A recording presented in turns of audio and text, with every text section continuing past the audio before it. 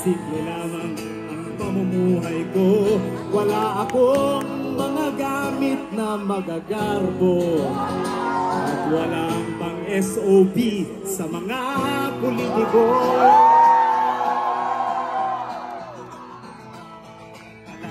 Sumigaw! Ang bayan! Pinagtatanggol ko ang mamamayang Pilipino. Mga karapatan nila'y kinikilala ko. Iginagalang ko ang aking kapwa-tao. Ipinaglalaban ko ang dangal ng bayan ko. Kaway! Pagkat ako'y isang mabuting Pilipino. Pagkat ako'y Pilipino. Ganun lang, Ate Vice! Sabay-sabay, pagkat ako'y isang mabuting Pilipino! 1, 2, 3! Pagkat ako'y isang mabuting Pilipino! Wow, mas malakas! Ako'y isang mabuting Pilipino! Isa pa! Pabutin natin sa sinabi! 1, 2, 3! Pagkat ako'y isang mabuting Pilipino! Mas malakas! 1, 2, 3! Pagkat ako'y isang mabuting Pilipino!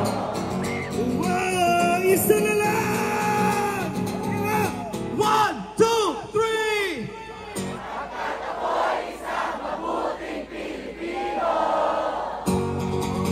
Mabuhay! Pilipino! Mga kurakot!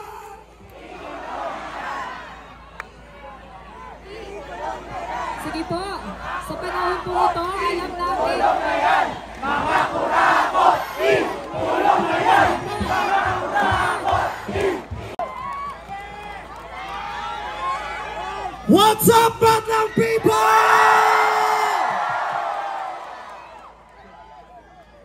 What's up? Ang up, tubig, baha, pagnanakaw, korupsyon, yun ang mataas sa Pilipinas.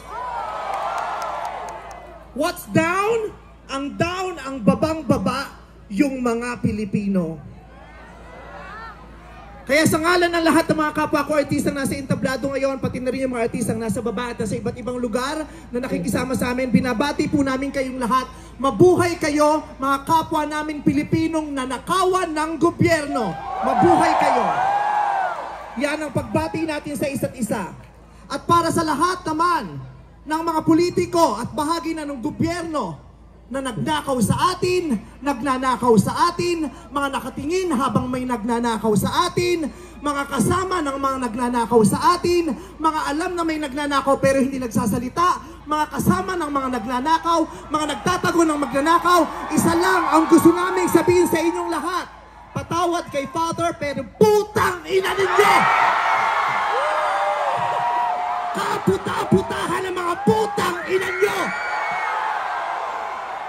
Katatapos lang ng misa pero Panginoon, patawarin nyo kami pero totoo yan. Ito ang wika ng lahat ng mga Pilipinong ninakawan. Putang ina nyo! Putang ina nyo! Putang ina nyo! Putang ina nyo! Putang ina nyo! Tapos na ang panahon ng mga bababait at ng mga resilient. Ang mga mababait, ginago. Ang mga resilient, tinarantado. Hindi nauubra sa atin yung bait-baitan, kimi-kimian, tahimik-tahimikan, patawad pero hindi po. Hindi ko sisimplihan, hindi ko babaitan ang mensahe ko ngayon dahil hindi naman sila mababait. Hayop sila. So bakit natin babaitan ang mensahe natin? Hindi natin kakalmahan ang mga salita at kilos natin dahil deserve nila ang galit, ang pikon at poot ng mga nanakawang Pilipino. Hindi tayo pwedeng kumalma. Hindi pwedeng iiyak lang. Hindi pwedeng magtitiis lang, hindi tayo kakalma. Hindi ko kayang maging magalang sa kanila. Dahil mga bastos sila. Mga salaula sila at mga baboy sila. Hindi natin kayang maging mabait sa kanila dahil mga walang ya sila. Hindi pwede. Hindi pwede. Yung mabait ka lang, mabuting asal ka. Hindi uubra sa kanila ang mabuting asal at mabait lang kasi nga mga demonyo sila. Yan. Sumigaw lahat ng galit. Lahat ng galit na galit. Ang hindi matatapos ang galit bukas.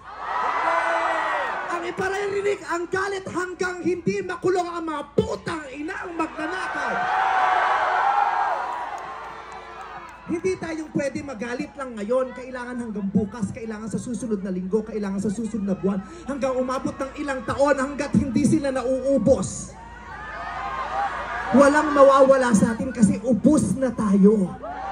Kaya ang gagawin natin ngayon ay babawi na tayo. Ikulong ang mga magnanakaw. Para sa akin, hindi nga sapat ang kulong. Dapat patayin ang mga korap na magnanakaw. Ibalik ang death penalty para sa mga korap.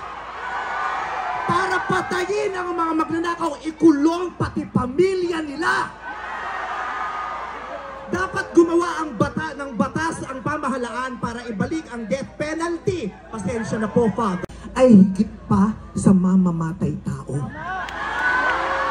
Ang corrupt na politician ay higit pa sa magnanakaw. Ang corrupt na politician, ang korupsyon ay higit pa sa terorismo.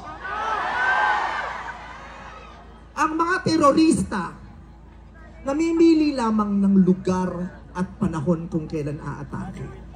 Pero ang mga magnanakaw sa Pilipinas, walang pinipiling araw. Araw-araw nila tayong ninanakawan. Pero ang mga korap, kapwa Pilipinong kalahi ang ninakawan.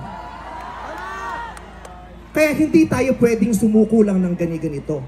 Kaya hinahamon ka namin, Pangulong Bongbong Marcos, kung gusto mong magkaroon ng magandang legasiya, ang pangalan mo, ipakulong mo lahat ng magnanakaw. Nakatingin kami sa iyo, Pangulong Bongbong Marcos.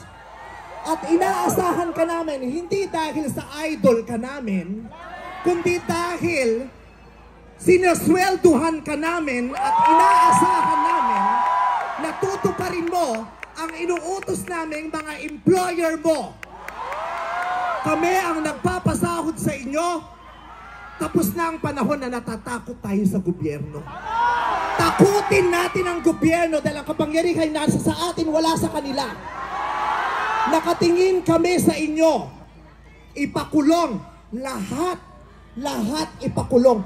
Bawiin ang mga ari-arian. Bawiin ang mga ari-arian. Pati atay, i-donate.